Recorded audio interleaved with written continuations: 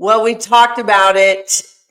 Who was going to win a national title all the way back in the month of October 2024. Now it's 25.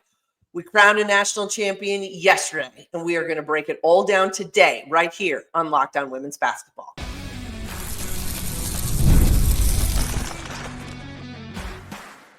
You are Locked On Women's Basketball, your daily podcast on women's basketball. Part of the Locked On Podcast Network, your team every day.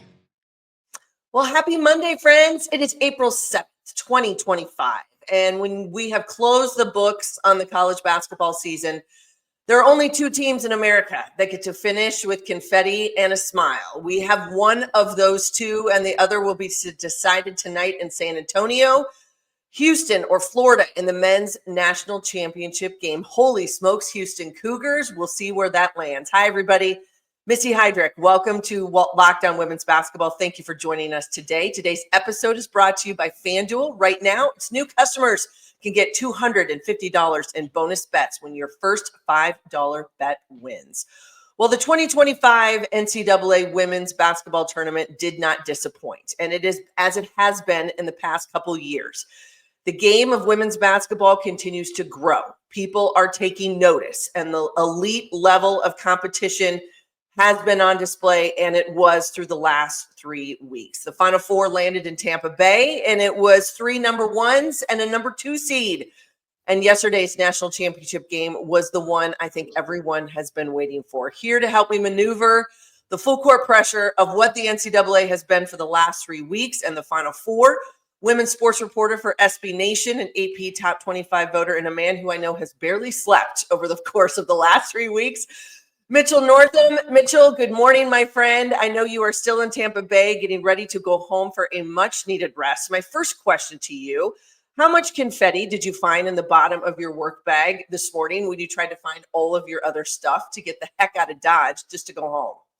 I didn't have that much. I think I had some in my suit jacket pocket. But I wasn't like too close to the confetti machines to get kind of drenched in it like I have been in years past. I remember when I was here in Tampa in 2019 covering Baylor beating Notre Dame, the confetti machine, I guess, was pretty close to me because I was on press row finishing like my gamer on deadline, and there's confetti falling on my laptop as I'm trying to type. So that was a fun experience. Lots of confetti for UConn yesterday.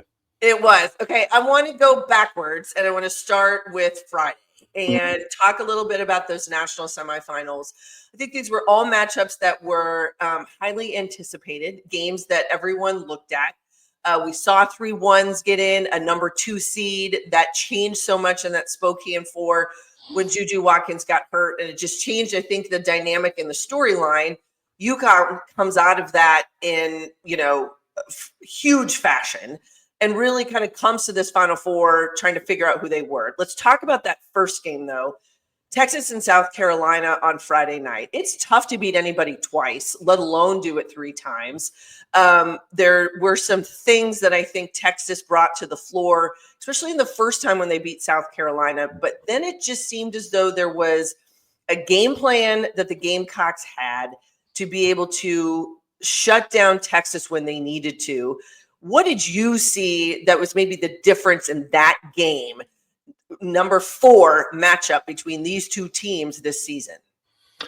Yeah, I think that it's kind of funny. Like, I think Dawn Staley just has Vic Schaefer's number, like, especially when it comes to the postseason. I think Dawn is 8-0 against him in postseason games now. So I don't know, like, what exactly the deal is there, why Vic can't get over the hump against Dawn. I think that, that game that South Carolina lost to Texas down in Austin, that was a game where South Carolina just, was out of sorts and, just didn't play all that well. And I think we've seen now these past 2 times in the Final Four and in the SEC title game that when they are playing at 100% and clicking kind of on all cylinders, Texas is not an obstacle for them. I think particularly in this Final Four matchup, there's a couple things that kind of led to the score being what it was. Joyce Edwards had, one of the best games of her career. She was awesome off the bench. for South Carolina, has a bright future there. Is going to be a, really, really good player. And then, Madison Booker got into some early foul trouble, and she is the bus driver for that Texas team. And, when she's not on the floor or not as effective because she's playing a little bit differently because of the fouls, I think that really impacts like what they're trying to do. So that was kind of my observations from the South Carolina-Texas game. I think that Texas probably has like some work to do in the portal. I think like they could really add a perimeter scorer to kind of pair with Madison Booker. But South Carolina once again had their number. Yeah, I think you're absolutely right. And it was one of those points where you could see, especially when Booker got in foul trouble, it does change, I think, how she plays. But then even though Rory Harmon can drive that engine so much for Texas, there is just only so much she can do that you've got to have. It's kind of the same idea I think we've talked about with USC and what they did. You got to have kind of a couple Batmans, Robins to the Batman idea, and I think that that's what Madison Booker might need more of, especially on the perimeter, and that just wasn't there. Great post play inside, big bodies. You've got Taylor Jones who works her butt off possession after possession, but sometimes that's just not enough, and they couldn't match South Carolina when they needed to, especially early. Yeah, for sure. Yeah. Taylor Jones, Kyla Odeker, Madison Booker. But yeah, I really just feel like they needed a shooter to kind of mix things up out there on the perimeter. I thought Raven Johnson did a really good defensive job on Rory Harmon and kind of neutralizing her as well. So yeah, they needed another piece. They needed somebody to step up, and it felt like that person had to come from the perimeter, and they just didn't have it. Yeah. All right. The second one was, I think, a matchup that was highly anticipated. A lot of people thought when the brackets came out, it would be a replay of UCLA and USC if the seeds had held. It wasn't. UConn comes in as the 2 out of that Spokane 4, and they match up with the number 1 overall seed in UCLA. Full disclosure, I went with UCLA as my picks. I know that was going against even Vegas and all the lines, just simply because it felt like this team defends so well, and with a player like Lauren Betts that not many people, hardly anyone, has been able to have an answer for her in the post, especially in this tournament. I was proven massively wrong, and hats off to the play of UConn in that semifinal game on Friday night. They dismantled the Bruins 85-51. Just seemed from the get-go that UConn was on a mission, that this was step 1 of what they wanted to be able to accomplish, and there was zero answer from UCLA. Yeah, I mean, this was kind of another game where, similarly to Texas, Lauren Betts played pretty well. 26 points. She made the all-tournament team for her performance, but nobody else on UCLA really stepped up to the level that they needed them to. Gabriela Jaquez, 0 points in 33 minutes. Kiki Rice, just 2 of 7 shooting. Nobody else for UCLA scored in double figures. And I think that it sounded to me like that was UConn's game plan. Like they were going to do what they could to make Lauren Betts uncomfortable and frustrate her a little bit. And, she did have to, take 18 shots to get to those 26 points. And she wasn't all that effective on the glass. She only had 5 rebounds. But ultimately, UConn was okay with her scoring in bunches. And they were okay with, if Lauren Betts could get 30 or whatever, they weren't going to let everybody else on UCLA beat them. And that game plan seemed to work to a T because, nobody else on UCLA really made that much of an impact, I thought. So, when you do that defensively and then you get 22 from Sarah Strong and 19 from AZ Fudd and 16 from Paige Bueckers, that's a pretty good recipe for a win. But I thought, Caitlin Chen played well. Geno Auriemma, in terms of just kind of keeping bets off the boards and positioning and stuff like that. Like UConn had a good game plan for UCLA. I don't know if that's sort of like a blueprint for teams going into next year because this UCLA team is probably going to look pretty similar next year. Yeah. If that's a blueprint for beating them, but. It seemed to me like UConn had a game plan and followed it, and that led to a 34-point win, which I think is the most lopsided ever in a Final Four. So, great win from UConn. Yeah, they just dominated, and I would agree with you. I think it kind of goes back to the old adage that sometimes you have to pick your poison as to how you want to defend a team, and they did exactly that. That they said, she could go for 30, but if you can limit everybody else, we're going to be in the driver's seat. And then there was a ton of misses. There was momentum going the other way, and then it just seems sometimes for this UConn squad that the offense seems so easy, and they hit open jumpers, they hit mid-range jumpers. It's not a team that they don't rely on the three. It's not live or die from deep. And that's just because you can create offense in so many different ways. I think that was exposed. UCLA didn't have that. They didn't have another answer, and they couldn't figure out a way to string together some possessions because they were empty. And then UConn was taking advantage going the other way. Yeah, I think there's sometimes with, some other, big dominating post players around the country, like some team strategies are like, okay, well, we'll try to turn her into a distributor and a passer. And UConn didn't really do that with Lauren Betts. They, like I said, they tried to make her uncomfortable as possible, but ultimately it was like, okay, well, she's not going to leave this painted area. So if she just wants to score, 11 2-pointers, and score 26 points or whatever, that's fine, but we're not going to let anybody else beat us. And that's what they did. And so, picking your poison and then sort of sticking with it and executing that game plan, I thought was really sharp from UConn. Yeah, no, for sure. And maybe a little bit of a come to Jesus for UCLA, that they're going to have to think about addressing some of their deficiencies in the offseason, what that looks like. But you do get Lauren Betts back, and that is one thing that is very, very difficult to find, whether it's in the portal or in recruiting. All right, when we come back, the matchup yesterday in the national championship, more storylines than we could ever have drawn up.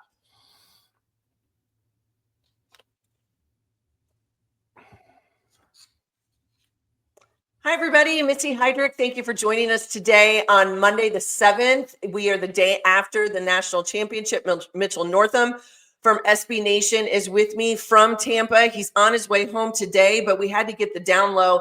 All right, Mitchell, let's look at this game. And it was one I think that everyone was anticipating. There's a ton of storylines. We're talking about South Carolina, 5th straight Final Four. They were undefeated, the reigning national champions, looking to go back to back. Could this be the time that it could happen? And then you've got the UConn storyline. They're going for the dozen national championships. This is the opportunity. The Holy Grail. Can Paige Bueckers get herself a national championship? That was the one trophy that this young woman has been missing in her massive trophy case. Has been a national title. And I think the storylines set up for all of the things that you were looking for, especially when you think about that the fact that these two teams matched up, and it was a 20-plus point drumming by UConn of South Carolina during the regular season. And to their point, go back to what the selection committee talked about 3 weeks ago, that the reason that this South Carolina team was not the overall number 1 seed was because of that very distinctful loss to UConn. That was pointed out by the chair of the selection committee when asked that question. So here we are, national championship, national television, huge stage, and oh boy, did UConn deliver. And there was not a question from the get-go that this team was absolutely on a mission. 82-59, number 12 for UConn. You were there. What did it look like in person, especially in that first half? Because I felt like maybe we got a chance here. This could really be something that everybody wants to watch. And then the wheels just fell off. Yeah, the first half, I thought like it was pretty clear that UConn was the better team. And I thought going into it that they would win. But I thought it would be much closer. I thought it would be kind of like a 6-point win, 8-point win, somewhere in that ballpark. I was not expecting another, 23-point, kind of a blowout win here. But South Carolina keeps it relatively close in that first half. And then in the third quarter, that's when AZ Flood just, gets on fire. I think scores 11 points in that third frame. Going into this game, as people asked me sort of like what I thought, how it might turn out, the case I was making for UConn was Well, they have the best three players on the floor, and I think when you simply have like that advantage of like we have the three most talented players in Paige Bueckers, AZ Flood, and Sarah Strong, it's really hard to kind of compete with that. And South Carolina is not a team this year that has like that superstar player that which has kind of been my complaint about South Carolina all year is like when things get tight, when you get down, who is the person you go to and say, we really need a bucket. We need you to carry us. Last year that person was Camila Cardoso. When things got tight and they got in trouble, it was like, okay, well, we'll just dump it into our 6'7" WNBA player, and she'll score a basket, which oftentimes she did. This season they just didn't have that player. It was a cast of really good players, all of whom stepped up at various points. But yesterday, no one really took charge and was able to be effective in that way. I think Joyce Edwards and Tessa Johnson were the only two who scored in double figures. I think Malaysia Fulwiley has the potential to be that sort of player, but we didn't see it yesterday. For UConn, like when you have AZ Flood and Sarah Strong playing that way, I mean, they won this game by 23, and Paige Bueckers was their third leading scorer. So I think that just says, how motivated this team was, how they followed the game plans, and how sharp they were on Sunday. No, I would absolutely agree. And I think it was interesting because some of the conversation around how South Carolina was able to handle Texas, not only in the semifinals, but in the other matchups. You go back to the SEC championship, you think about South Carolina's game in this NCAA tournament. There's a couple things that have come up, experience and depth, that they've said, we have experienced players. They've been through this, they know how to come to a Final Four. They know how to manage an NCAA tournament. They're winners. They get it. There's no doubt about that. And they had depth that they could throw a lot of different bodies at you and a lot of different looks. And the likes of Texas and UConn don't have that much depth. Mm-hmm. But it just seemed to me yesterday that when Dawn Staley wanted to go to the bench and needed something, whether it was Fulwiley or whoever it was, there just wasn't that spark. And you couldn't get themselves into a flow. And then it's just like what happened to UCLA. Empty possessions, empty trips. And now all of a sudden, there goes UConn, and we're hitting 15, 16-foot mid-range jumpers, and there was nothing you could do. You couldn't slow down the boulder with that depth and that experience. Yeah, it felt like to me every time South Carolina was trying to make sort of a mini run to close things up and get back into the game, UConn was just always there with an answer. I think Sarah Strong, I know AZ Flood won most outstanding player at the Final Four and was very deserving of that. I thought, not a huge debate for me, but I thought Sarah Strong was probably the best player on the floor yesterday, just in terms of like the way she was able to dominate in the post. She stepped out and hit 2 threes. She grabs 15 rebounds, dishes out 5 assists, 3 blocks. I mean, South Carolina just didn't have an answer for her on both ends of the floor. And I think Sarah Strong is going to be a player that we continue to talk about for the next couple of years. There's a reason why she was such a highly coveted recruit. The future is bright for UConn with Sarah Strong and AZ Flood coming back next year. Oh God. The kid lived up to the billing. There's no doubt about it. And I would absolutely agree with you. I think she was the best. She was the best player on the floor, hands down. South Carolina went 34% from the field. And I think this is sort of another one of those cases, maybe a lot like what we've just talked about with Texas, UCLA. Sometimes things are exposed. And as you said, it kind of goes back to the idea that maybe there just wasn't that one, there wasn't that one person to say, I need a bucket, I need a shot, I need a play. They're going to go make it. With that said, you can't shoot 34% in a national title game and expect to be in it. And it just seemed that there wasn't much flow. They got sped up. There was some tough shots, guarded shots. Give credit to UConn's defense.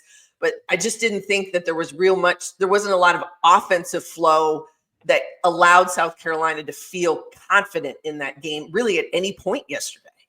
Yeah, I felt the same way. South Carolina's offense, I feel like from the start, just looked kind of out of sorts and looked ineffective against UConn. And yeah, when you look to that bench for the Spark, I know, Joyce Edwards and Tessa Johnson played well.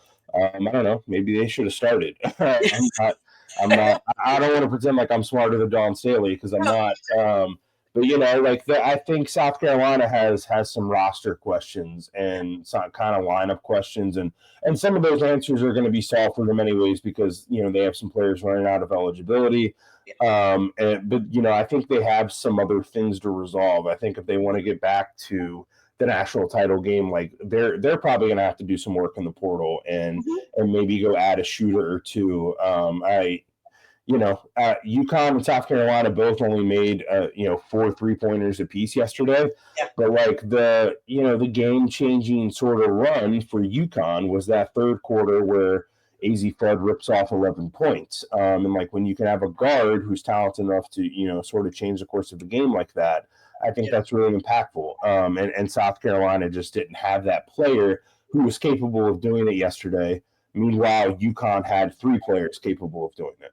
Yeah, they did. And they scored 82 points. And that is national title number 12. All right. In a moment, we're going to talk about legacies. A couple questions, I think, that have come from this championship battle that we saw yesterday. What are those scripts and how were they written in Tampa over this weekend? First, a message from our friends at FanDuel. The NBA playoffs are almost here, and FanDuel is giving new customers an incredible way to get in on the action. Right now, when you join FanDuel and place your first $5 bet, you'll get $250 in bonus bets if your bet wins. FanDuel makes betting so easy, whether it's picking your favorite team or diving into player props, 3-pointers to steals to assists. FanDuel has so many ways to bet your favorite player props, especially during the NBA playoffs. Plus, after the game tips, you can even combine live prop bets into a same game parlay for a chance to win big. They've got everything for you there at FanDuel. So don't miss out. Head to FanDuel.com and claim your $250 in bonus bets today. Hi, everybody. Missy Heidrick, thank you for joining us here on Locked On Women's Basketball. It is Monday. We are a day after the national championship. UConn has been crowned. Mitchell Northam of the SB Nation is with me here this morning. And Mitchell, we've talked about this game. We kind of dissected the X's and O's and all of that. But I think what comes out of it is some really great storylines and the ones that we have been talking about as it relates to women's basketball for a long time. And I think the number one, let's start with now the new national champions. Let's talk about this UConn team. Number 12 for Geno Auriemma, someone they've been chasing number 12 for a while. It is the one thing that Paige Bueckers did not have in her trophy case. Now she can add that to her name. But let's start with Coach Auriemma because I think we know that this is an individual who has set the standard in women's basketball. We've talked about the likes of Muffet McGraw and Tara Vanderveer, the late Pat Summitt, but Geno Auriemma, the all-time wins leader in college basketball, men's or women's, surpassed Tara Vanderveer this year. Now he's got national championship number 12 in his trophy case. Your thoughts on the head Husky and kind of the messages that he brought this week during the tournament, because if there's one thing you're going to get from Geno Auriemma, it is hard truth, and he's not afraid to tell it. Yeah, my impression of UConn and Geno Auriemma, I've always been of the mind, there's a lot of people when they were winning those 4 titles in a row with those Stewie teams, right? Where everybody was like, hey, is UConn bad for women's basketball? Kind of the lazy columns and the talking heads and the whole thing. I think in hindsight now, we can say with pretty good clarity and certainty that era of UConn's women's basketball made a lot of other programs around the country look at that and go, why can't we have what UConn has? Yes. And the answer was money. The answer was investment in women's basketball. And then from UConn's dominance, you saw all these other teams around the country start investing in women's basketball to the point where, over these past 9 years, we've seen Dawn Staley win 3 times. We saw Baylor and Kim Mulkey, win one, and then she goes to LSU and wins another one. We've seen, all of these teams in recent years, make the Final Four for the first time. UCLA this year, Virginia Tech recently, Arizona a couple years ago. So I think that, that is sort of like an underrated thing. I think about Geno's legacy is like he dragged women's college basketball to an extent to make all the rest of the programs in the country care about it. He made them all jealous, frankly.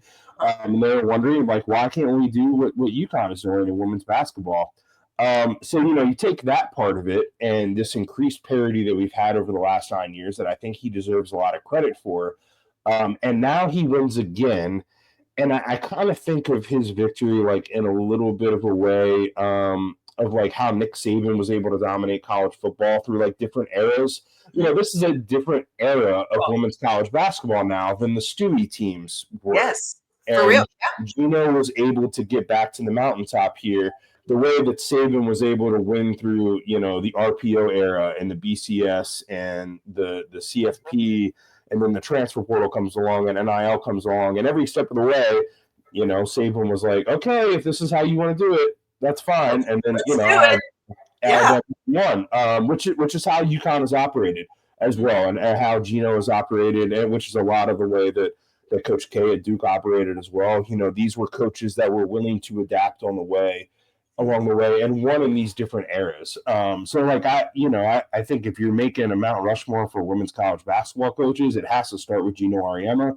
And then you can pick your next three, Tara Vanderveer, Pat Summitt, and I don't know, maybe Kim Mulkey or C. Vivian Stringer or Muffet McGraw might be your fourth pick, but it has to start with Geno Auriemma for sure. Yeah, no, I absolutely agree. And I think you're right. I think you set the bar, and then other people want to be a part of that. And it took a long time. You're absolutely right. There's a lot of people sitting around going, well, this really sucks. We're just watching the rich get richer and they're just winning all the time. Well, if you want to be part of the party, then get on board. And I think finally people decided, yeah, we want to invest. We want to be here. And now people are watching, and now the eyeballs are here and the butts are in the seats, and women's basketball is something that people are paying attention to. They're also paying attention to the faces and the kids that are on the floor. We've talked about Sarah Strong, who is going to be a name we are going to be discussing for the next few years. There's no doubt about it. But this has been a story, and I think a great one, for a kid like Paige Bueckers, who, she did not win the Player of the Year titles this year, and that's okay, because I think she just wanted one more thing, and she got that. She got her team to the national title game. She got over the hump, and she won one, and they did it in magnificent fashion. She's had her own struggles. She's had, her injuries. She missed a ton of time. But when push came to shove, that is a gamer.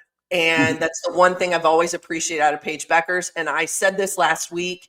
I had the chance this year in person to see Cooper Flagg play.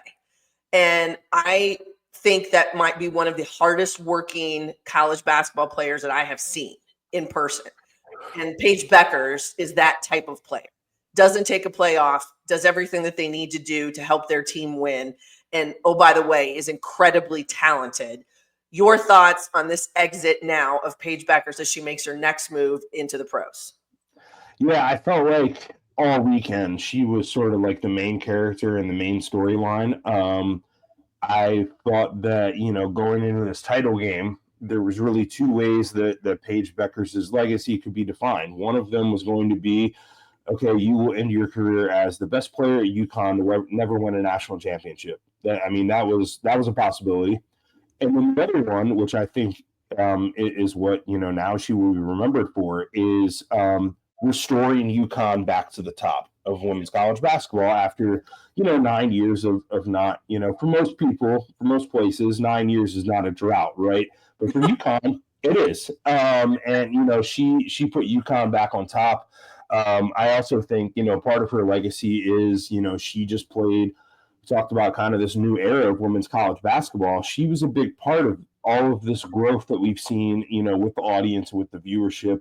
I know that Caitlin Clark gets a ton of credit for that, deservedly so. Angel Reese, deservedly so. But Paige, coming into her rookie season, she was, I think, more of a household name than Caitlin was. She was the one who had all of the high school highlights and the viral clips and everything like that. And, when NIL launched, she was the one getting all the deals and stuff. Won National Player of the Year as a freshman, and as a sophomore, battled some injuries, but get to UConn to the title game. They lose in a title game for the first time ever in her home state, Minnesota. So, along the way, there were a lot of bumps and twists and turns and stuff for Paige. But I thought, from the very beginning of the season when I saw them play North Carolina in Greensboro, there's just something different about her this season. She's just seemed to have a more refined focus and, was just playing lights out basketball. And I think once we got into crunch time here in the NCAA tournament, last weekend in the Sweet 16 and Elite 8, she has a combined 71 points. Yeah. And then she's a player, like we saw in the Final Four in the national title game, who, when the game dictates it, is happy to defer to Azzi Fudd and Sarah Strong. But when she needs to, she's a player who can also put her team on her back and drag them to a victory. And yeah, that was, during all the celebration and stuff, I was really focused on her because I thought that, she was kind of the main character of the weekend. Yeah, there's no doubt. And as you said, kind of brought this team back to the mountaintop. Number 12, that's the national title number for UConn. Let's not forget Dawn Staley, the national champions from a year ago. They get back to the national title game. I don't think you can ever sleep on South Carolina. My last question to you is, you can't sleep on the two teams that are in the men's championship game tonight. Hopefully by the time you get home, you get to actually see this game. So are you going SEC or are you going Big 12? You going Gators or are you going Cougars? I'm going with the Cougars. I think Houston's got it. I got to see a little bit of the Duke game. And then I woke up, I thought Duke had won, woke up on Sunday morning and they had not won. So I went back and, watched some of the highlights and kind of how that game finished up. Houston has the best defense in the country. And I think to do that to Duke really speaks volumes. So, yeah, I'm going to ride with Kelvin Sampson and the Cougs. We'll see what happens. Well, there we go. It'll be two coaches that could very well win national titles over the age of 70, and they will be happy to tell everybody about it. All right. Mitchell Northam, my friend, thank you so much. Where does everybody find you now with SB Nation? Yeah, so I'm on Twitter, Instagram, all that good stuff, at Primetime Mitch. And then SBNation.com. You can hit the banner at the top, Breakaway. That's our women's sports vertical where you can find all my stuff about Paige Bueckers and Raven Johnson and some of the other stuff that I wrote over the weekend. Adia Barnes going to SMU, all kinds of stuff like that. So, SBNation.com. Awesome. Well, thank you, my friend. Safe travels home. You did a fantastic job over the course of the last 3 weeks. And to all of you, thank you for joining us here this morning. Have a great week. Come back. We've got you covered with everything. All the Final Four wrap up. The draft is coming. Everything you know about women's basketball, come see us at the next and right here on Locked On Women's Basketball. Happy Monday, everybody. Enjoy tonight's men's national championship.